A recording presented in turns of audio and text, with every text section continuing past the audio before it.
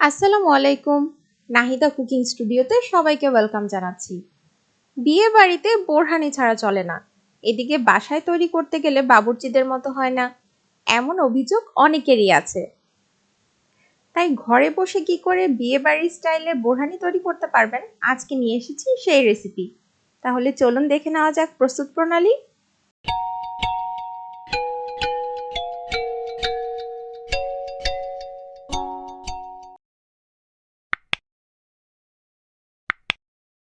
প্রথমে এরকম একটা পাত্র নিয়ে নিয়েছি, এর মধ্যে দিয়ে দিলাম 2 টুকরো বরফ, আর সাথে দিয়ে দিব হাফ কাপ পরিমাণ ঠান্ডা পানি।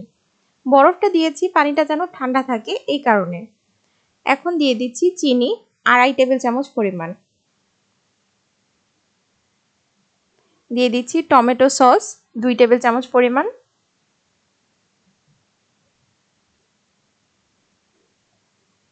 দিয়ে দিচ্ছি পুদিনা পাতা বাটা 1 টেবিল চামচ পরিমাণ।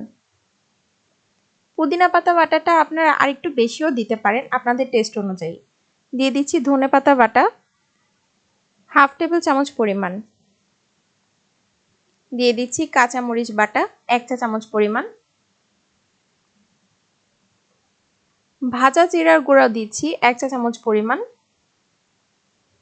দিচ্ছি সাদা গোলমরিচের গুঁড়ো 1 চা চামচ পরিমাণ, হলুদ সরিষার গুঁড়ো 1 চা চামচ পরিমাণ।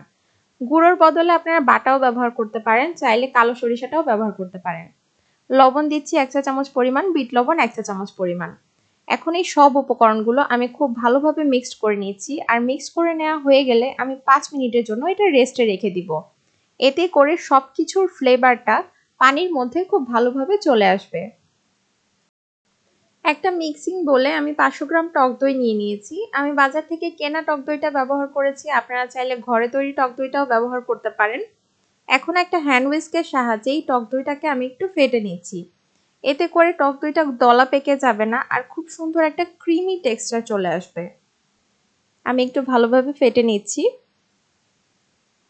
এখন ঠান্ডা পানির সাথে আমরা যে মশলাটা মিক্সড করে রেখেছিলাম সেই মশলা আর পানিটা আমরা একটা ছাঁকনির সাহায্যে ছেঁকে এর মধ্যে দিয়ে দিব। অবশ্যই কিন্তু ছাঁকনি দিয়ে ছেঁকে দিতে হবে, এতে করে মশলার যে দানাদার অংশগুলো থাকবে সেটা আর বোরহানির মধ্যে পড়বে না, তখন খেতে খুবই ভালো লাগবে। দেখুন আমি ছাঁকনির সাহায্যে ছেঁকে নিচ্ছি, আর অবশিষ্ট যে দানাদার অংশগুলো আছে সেটা আমি ফেলে দিব। এখন এই মশলার পানির সাথে টক দইটা আমি খুব ভালোভাবে মিক্সড করে নিচ্ছি, আর মিক্সড করে নিলেই কিন্তু হয়ে গেল মজাদার বোরহানি। তবে এই পর্যায়ে আপনারা একটু টেস্ট করে দেখবেন যে লবণ, চিনি বা ঝালের পরিমাণ কম বেশি আছে কিনা, সেটা আপনারা আপনাদের টেস্ট অনুযায়ী বাড়িয়ে কমিয়ে নিতে পারবেন। বোরহানি কিন্তু ঠান্ডা অবস্থায় সবচেয়ে বেশি ভালো লাগে, তাই চেষ্টা করবেন ফ্রিজে নর্মাল চেম্বারে 1 ঘন্টা রেখে তারপর সার্ভ করতে। আমি বোরহানির কনসিস্টেন্সিটা দেখিয়ে দিচ্ছি আপনাদেরকে। আপনাদের যদি মনে হয় যে আরো বেশি পাতলা করতে চান, সেক্ষেত্রে আরেকটু পানি আপনারা অ্যাড করতে পারেন। তবে আমার কাছে মনে হয় এই কনসিস্টেন্সিটা ঠিক আছে, খুব বেশি পাতলাও না আর খুব বেশি ঘনও না। দেখলেন তো কত সহজেই তৈরি হয়ে গেল বিয়ে বাড়ির স্টাইলের বোরহানি। বাসায় তৈরি করে কিন্তু সবাইকে চমকে দিতে পারেন। আর আমার ভিডিওটি কেমন হয়েছে কমেন্ট করে কিন্তু জানাতে ভুলবেন না। আমার ভিডিওটি যদি ভালো লেগে থাকে আমার চ্যানেলটি অবশ্যই সাবস্ক্রাইব করুন, পাশে থাকা বেল আইকনটি ক্লিক করুন, ফ্রেন্ডস এন্ড ফ্যামিলির সাথে অবশ্যই শেয়ার করুন। ধন্যবাদ সবাইকে।